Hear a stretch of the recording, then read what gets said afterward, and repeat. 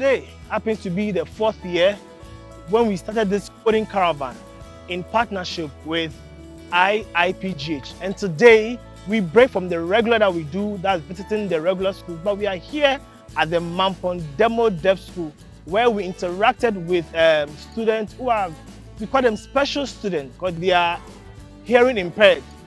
The school has been very ready for us. We came, all the teachers were ready.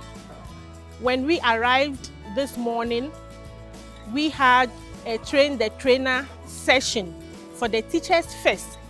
And this is part of our strategic plan, such that when the coding caravan leaves here in Mampon, the teachers, with the skills and the resources that they have been provided with, will be able to carry on from where we left off. So it was very engaging. Some of the teachers indeed confirmed that this is their first time they are having to engage in doing such a thing. And they were very excited that they are learning new things. And you will be surprised, even though they have disabilities as teachers, with the assistance of the interpreters, they were able to understand the program and gone through it smoothly. We've been always hearing coding, hearing animation, hearing 3D and other stuffs, but we've not really put our hands into it to practice. Not myself alone, the kids who are tactile learners, they are really visual and tactile learners. They have to see and then touch and learn. And so when Helios, Ghana Chamber of Telecommunication, the Institute of ICT professionals came together and decided to help us to also put our hands through the coding and other stuff. I think we were grateful. As part of our digitization agenda, coding becomes a key foundation for us. Helios Towers already has been building ICT labs in Ghana. We've already done 3 ICT labs. We provide laptops for users. The coding agenda by the minister in 1 million coders resonates very well with Helios Towers. So we've embraced the minister's agenda and we want to contribute to that agenda. First off, we're starting with the ICT labs that we've already provided, helping train coders in the ICT labs that we've already set up. And in addition to that, we also want to extend this initiative, very laudable initiative, to the less privileged members of our society. We've been teaching ICT in the school, because it's part of our curriculum. But the coding aspect, what we did today, is not part of our curriculum as such. So, but if you look at the world now, the world is driven towards this coding program in the digital landscape. So I think this could be added to the GES curriculum for our students to be taken through this coding program as well. So prior to that, we were not doing this, and this is very important for our students, actually. You could see today, the first time I saw my students sitting down for more than 3 hours without moving out, just because they have material that they are interacting with, and that's very good. We engage students with disability, and because at IPGH, we believe that children, regardless of their ability, should be given the opportunity to also explore the technological world and should not be left out. And this marks a very bold statement that says that disability is not inability. So we decided to join forces with the Telecom Chamber to do the very first really fantastic initiative of bringing coding to the Mampon School of the Deaf. And this is the beginning of many initiatives that we do for our less privileged brothers of the society. We believe this is going to enable us have a workforce that is equipped for the future. And in doing so, we also don't want to leave any member of the society behind. My interaction with the kids today have been awesome. I was so marveled at how intelligent these kids are.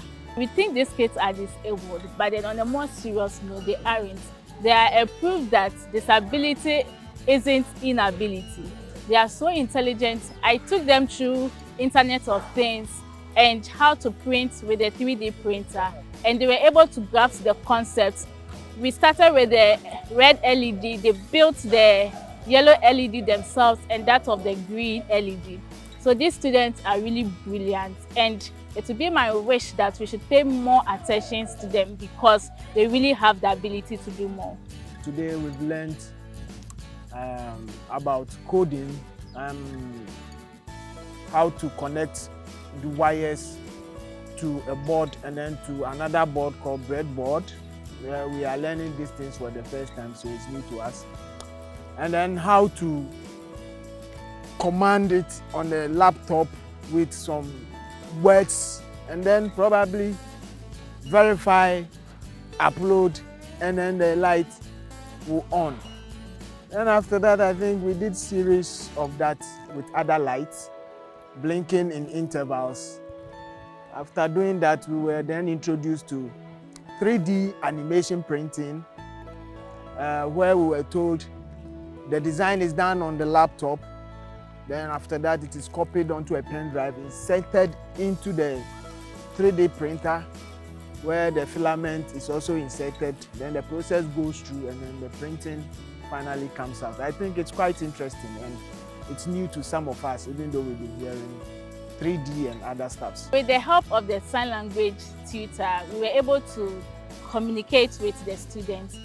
Initially, it was a bit difficult for them to grasp the concept because I would speak, the sign language tutor would interpret for the students to understand. And I had to take my time, talk one after the other for my communication to be well taken to them. So from the beginning, it was difficult, but then they were able to grasp the concept very fast.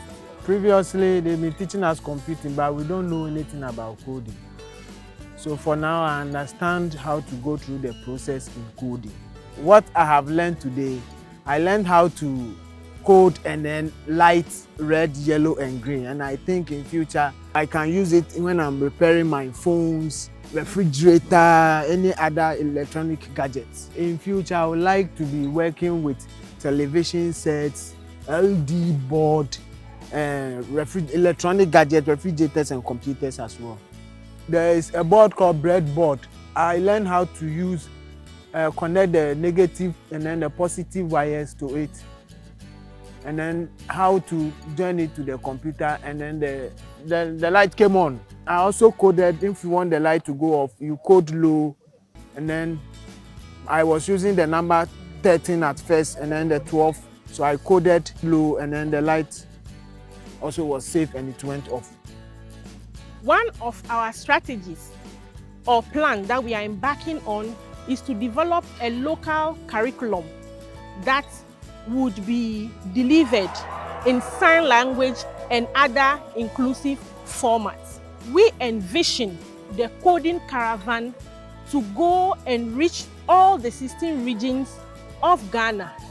And the plan is to have strategic partnership with government agencies, local education authorities, and development partners to be able to take this program to all over Ghana, especially with focus on areas that are underserved and with areas that have special needs. What we've learned today, I think it's not only going to help us in our science and mathematics. I know C++ is about mathematics. Connecting wires is also about science, simple electrical circuits that they teach them. But I think we have to advance it higher by probably picking the few things that we've been taught. And we also trying to see how we can develop some codes for certain topics that we teach in math, science, and probably other areas.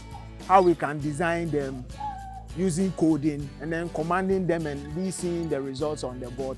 I think that one will help us going forward. It's been a very heartwarming experience and it's been really, really fantastic, and I feel proud as an individual to be associated with both Helios Towers and to the Telecom Chamber in undertaking this initiative. It also brought to the fore some of the challenges that they have in the school. I think we can do more in equipping them with ICT devices. Yeah. So the teachers need new laptops. The students also need new laptops that is equipped for the teachers to be able to impact it in a way that they are trained to do so. So it's an opportunity for all businesses to also join on board. The program has been very instructive, very interactive, and very successful.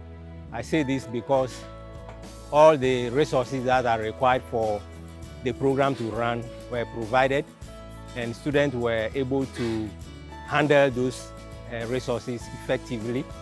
The facilitators were also on top of their job, and on the whole, all these things come together to make the program a successful one. Overall, I think this initiative has been very impactful, particularly what we saw today with the demo school for the deaf. And I thank the teachers for their support, for they've been very instrumental today in helping us with the kids. We've learned a lot, and we hope that this program, they will continue at least.